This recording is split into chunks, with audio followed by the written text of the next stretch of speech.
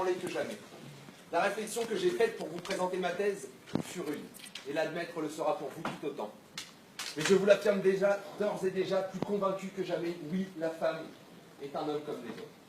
Pendant ces 2 semaines de travail acharné, j'ai réalisé, au détriment de la candeur qui était mienne, que désormais, on ne peut plus distinguer les deux sexes. Alors je vois dans vos yeux la crainte de ramener chez vous une conquête d'un soir, et de vous rendre compte que vous n'aviez pas réussi à distinguer un homme et une femme. Et c'est pour vous prévenir de cette douloureuse prise de conscience que je plaide pour vous aujourd'hui. Mais commençons par le début. À la lecture de mon sujet, j'ai d'abord ri. J'ai ri car pour moi, grand admirateur de la gente féminine, cette thèse me paraissait indéfendable. Mais pourquoi me paraissait-elle indéfendable? Eh bien car comme vous, j'ai été aliéné. J'ai été aliéné par une société qui s'efforce de distinguer les hommes et les femmes.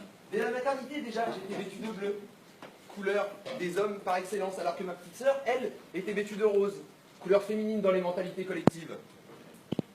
Alors ces distinctions s'enchaînent. À l'OL, je recevais des petits soldats, alors que ma petite sœur reçut une dinette. À l'école, j'arborais fièrement mon sac Spider-Man, alors qu'elle avait opté pour Hello Kitty. Et cela, encore et encore, et la liste est longue, mais je laisserai le soin à mon contradicteur de vous énumérer toutes ces distinctions artificielles. Je dis artificielles car, je le répète, elles ont été créées de toutes pièces par l'homme et n'ont pas valeur d'argument. Mais venons-en au cœur du sujet. Alors un soir, assis sur mon petit bureau d'écolier avec mon pot à crayon Action Man, oui, j'avais besoin de héros avant d'en être à moi-même. Je disais donc que ce soir-là, tandis que je réfléchissais à mon sujet, Dieu m'est apparu. Oui, mesdames et messieurs, Dieu m'est apparu et m'a dit ces mots. Pierre, tu es l'élu, tu dois faire en sorte que les hommes et les femmes soient égaux. Alors, j'ai été ému, je ne savais pas quoi répondre. Dieu ajouta alors, Pierre, j'ai pas aimé tes vannes racistes sur les noirs la dernière fois. Je m'excuse immédiatement quand soudain, Dieu disparut après m'avoir laissé son numéro pour que l'on puisse rester en contact durant ma mission. Dieu m'avait donné une mission. Et en allant me coucher ce soir-là, j'ai trouvé une satisfaction immense. Parce que d'abord, j'étais l'élu, et que grâce à ça, je pourrais vous prouver que oui, désormais, la femme est un homme comme les autres. Il y eut un soir, il y eut un matin, ce fut le premier jour. Alors, en me réveillant, plus investi que jamais, je regarde mon portable et vois un SMS me disant « Pierre, au commencement, j'ai fait une connerie, j'ai donné à l'homme un ballon, à la femme un balai. Pierre, il faut que tu libères la femme de sa vie d'esclave. » Je ne savais pas comment faire. Je ne savais pas comment changer toutes les mentalités en un seul jour. Je me rendis donc dans la cuisine pour demander conseil à ma mère. Mais elle n'y était pas. Une cuisine sans femme. Surprenant. Alors je l'appelle pour lui demander où elle est. Elle me répond qu'elle est au travail, comme tous les lundis depuis 20 ans. Je tombais de haut. Je venais de réaliser que la femme n'était plus une femme au foyer. Car désormais la femme travaille comme un homme. Et à la sueur de son front, elle gagne sa vie pour nourrir sa famille, comme le ferait un bon père. Alors j'appelle Dieu pour lui dire que désormais les choses ont évolué et que la femme travaille désormais. Dieu me répondit que cela était bien. Il y eut un soir, il y eut un matin, ce fut le deuxième jour. Ce jour-là, en me réveillant, nouveau message. Dieu me demandait de faire en sorte que la femme se détende et qu'elle pratique pour cela des activités d'homme. Alors, en lisant ce message, je pensais immédiatement au bricolage et au sport. Cependant, je ne savais toujours pas comment faire changer les choses. Et de plus, épuisé par mon travail de la veille, la force me manquait. Je m'assis donc devant la télé quand soudain, une émission de bricolage, animée par une femme. J'étais ébahi. Voir une femme pratiquer cette activité autrefois exclusivement masculine me glaçait le sang. J'avais peur qu'elle se casse un ongle au moindre coup de marteau. Mais la femme bricolait encore et encore. Et bricolait encore. Je bricole. Je restais donc devant la télé en espérant voir encore une autre femme bricoler quand soudain un match de rugby. Un match de rugby féminin, je n'y croyais pas. Ce sport de gentleman aux mains des charmantes dames. Charmante, tout est relatif puisqu'elles ignoraient. Charmante, tout est relatif puisque celle-ci était couverte de boue. Boue qu'elles ignoraient tel Sébastien Chabal au sommet de sa gloire. J'appelle donc Dieu pour lui dire que désormais la femme pratique des activités d'homme sans honte, sans crainte pour ses ongles et ses escarpins. Et Dieu dit que cela était bien.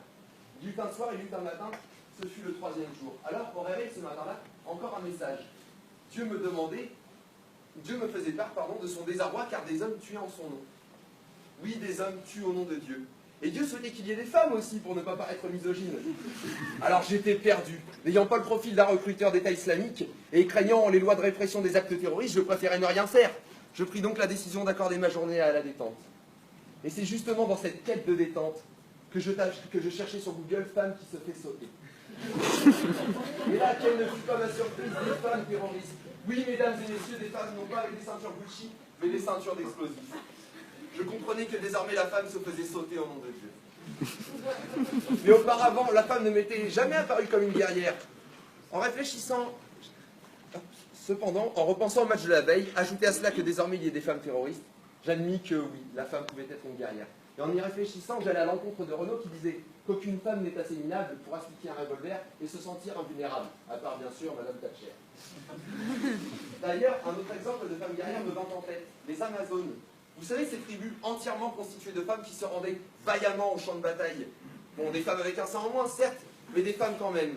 Et je compris donc que la femme, comme n'importe quel homme, pouvait être une combattante. J'appelle donc Dieu pour l'informer de la situation, et Dieu dit que cela était bien. Il y eut un soir, il y eut un matin, ce fut le 4e jour. Alors nous étions jeudi, jour des soirées étudiantes. Et Dieu me demandait ce matin-là de faire boire les femmes. Je me rends donc le soir même dans un bar pour accomplir la volonté de Dieu, quand soudain, en arrivant sur place, des femmes. Des femmes partout s'abreuvant de bière et de rhum, plus saoules qu'un polonais. Je tombais des nues. Voir ces femmes s'alcooliser sans qu'on les y ait encouragées me mettait dans l'embarras. J'allais encore devoir annoncer à Dieu que la femme avait ôté à l'homme un de ses derniers monopoles. Parmi ces femmes alcoolisées, certaines fumaient. Et je me disais que la différence d'espérance de vie entre les deux sexes allait bientôt être réduite à néant, et que ce serait encore une différence entre l'homme et la femme qui disparaîtrait. Et j'imaginais déjà ce jour où les hommes et les femmes mourraient main dans la main, puant l'alcool et étant jaunis par le tabac. Parmi les femmes saoules dont je parlais tout à l'heure, l'une d'elles va entamer la conversation avec moi. Elle s'appelait Caroline. Nous discutons quand soudain, saisissant l'occasion de cette rencontre féminine, je lui demande si elle pense que les hommes et les femmes sont des hommes comme des autres. J'eus pour toute réponse un rot. Un rot guttural provenant des entrailles d'une belle blonde. Je n'avais pas pensé à cet argument. Mais j'ai tout de suite compris que la femme avait perdu son élégance d'antan, ou l'avait troquée contre un paquet de gitane. Et je comprenais peu à peu que la femme était devenue en tout point similaire à l'homme. Le lendemain matin, vers 15h, j'appelle Dieu pour lui dire que la femme buvait déjà sans mon aide. Et Dieu dit que cela était bien. Il y eut un soir, il y eut un matin, ce fut le 6e jour. Alors ce jour-là, Dieu était injoignable. Je décidai donc de consacrer ma journée à l'écriture de ma plaidoirie. Cependant, je manquais cruellement d'inspiration.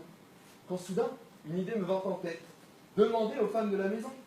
Je cours donc dans la chambre voir ma sœur qui était affalée dans son canapé. Je lui demande, Charlotte, tu penses que la femme est un homme comme les autres? Absorbée par plus belle la vie, celle-ci me répondit, dégage, tu me casses les couilles. J'étais bouleversé. Ma sœur, ma petite sœur dont j'avais autrefois changé les couches, était en fait pourvue de testicules. Mais cela allait à l'encontre de tout ce que j'avais appris jusqu'alors, et n'ayant jamais vu de femme adulte nue, je ne pouvais pas savoir que la génétique avait évolué au même rythme que les mentalités. Après une réflexion d'1 heure sur cette révélation, je comprenais que j'avais fait erreur. Et que, ma sœur avait repris là une expression populaire. Mais cependant, cette expression était autrefois propre à l'homme et renvoyait à quelque chose d'abstrait pour ma sœur. Enfin, j'espère. Oui, désormais, chaque jour, des femmes utilisent cette expression. La femme est devenue aussi grossière qu'un Parisien en volant. J'informe donc Dieu pour lui dire que de nos jours, la femme jure sans aucun complexe.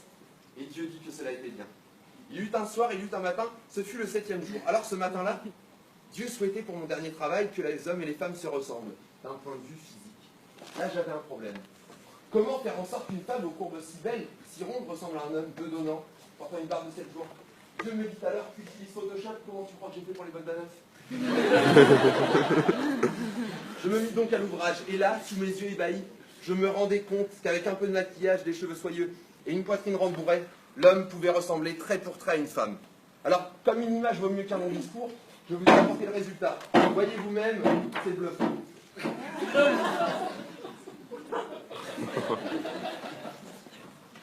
J'appelle donc Dieu pour l'informer que désormais les hommes et les femmes se ressemblaient. Et que des fois même ils échangeaient les rôles. On appelle ça des travestis. Et Dieu dit que cela était bien. Enfin, j'ajoutais que la femme n'avait pas eu besoin de moi pour devenir un homme comme les autres. Et qu'elle avait depuis bien longtemps délaissé son balai pour gagner sa liberté. Et Dieu prit congé en me remerciant de n'avoir rien changé. Car oui, mesdames, vous, madame Dielpo, vous, madame Anton, toi, maman, vous êtes désormais des femmes, des hommes comme les autres. Et je me permettrai enfin de contredire Simone de Beauvoir qui disait « On ne naît pas femme, on le devient. Non, Simone. Non, car la femme est désormais plus belle quand elle n'essuie pas la vaisselle. Merci pour votre attention.